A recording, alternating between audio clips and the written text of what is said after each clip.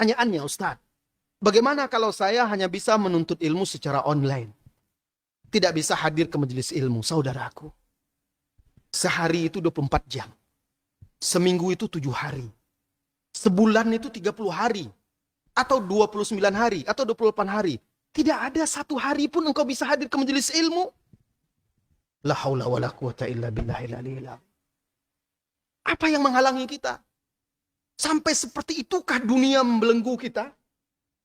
Sampai tidak bisa kita hadir ke majelis ilmu sekali seminggu saja. Sekali 2 minggu saja.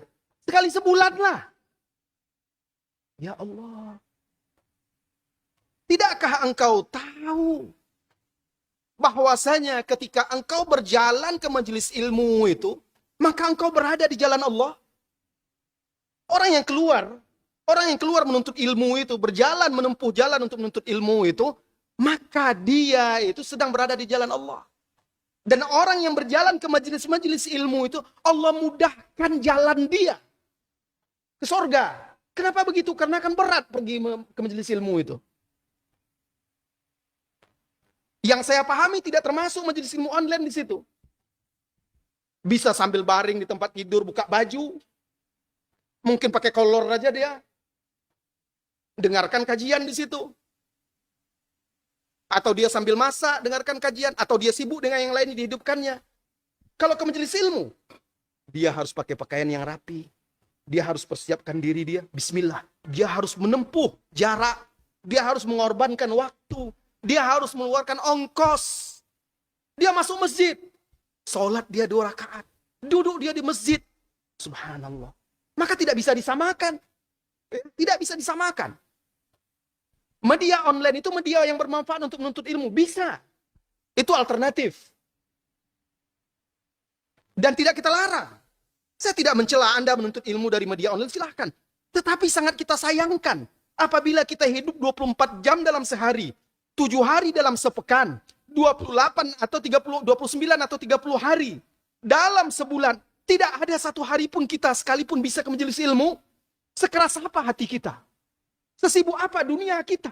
Subhanallah. Harus kita menangis pada diri kita. Kalau bisa seperti itu. Maka wahai saudaraku, saya panggil, saya ajak, saya himbau, ayo datang ke majelis ilmu. Karena di majelis ilmu itu Anda akan didoakan oleh malaikat. Anda akan mendapatkan rahmat dari Allah. Dosa-dosa diampuni. Ketenangan diberikan. Di majelis ilmu itu, kalaupun tidak ada kita paham apa yang dikaji, dijelaskan oleh ustadz itu, tidak enak penjelasan ustadz itu, payah, berbelit-belit, pembahasannya berat.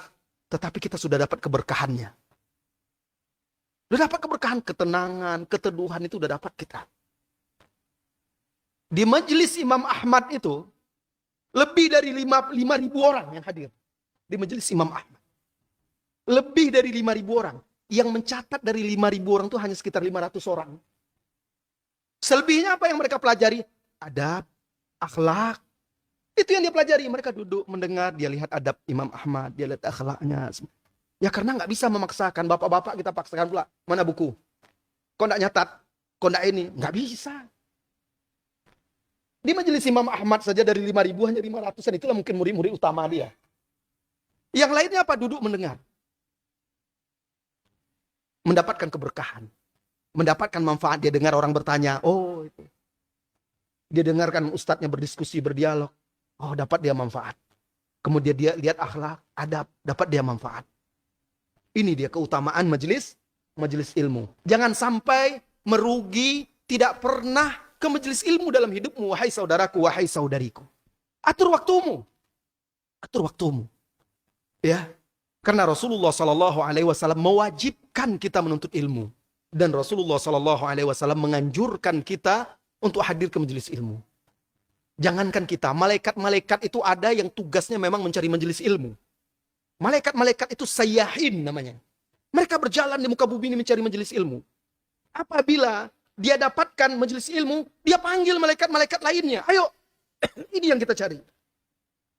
Rasulullah SAW bersabda, "Idza marartum biryadil jannah farta'u." Kalau kalian ada melihat majelis ilmu, maka masuklah di situ dan teguklah sepuasmu. Nah, irtawu itu meneguk, menghirupnya, puas-puaskan di situ. Diperintahkan oleh Rasulullah Shallallahu Alaihi Wasallam. Jadi wahai saudaraku, boleh menuntut ilmu di media online, tetapi tetap hukum asal menuntut ilmu itu duduk di hadapan guru. Ambil langsung dari mulutnya. Dengar dan simak. Disitulah keberkahan yang sesungguhnya. Online itu ketika kita betul-betul nggak bisa. Setelah kita berusaha memang nggak bisa, itu solusinya, alternatifnya. Ya.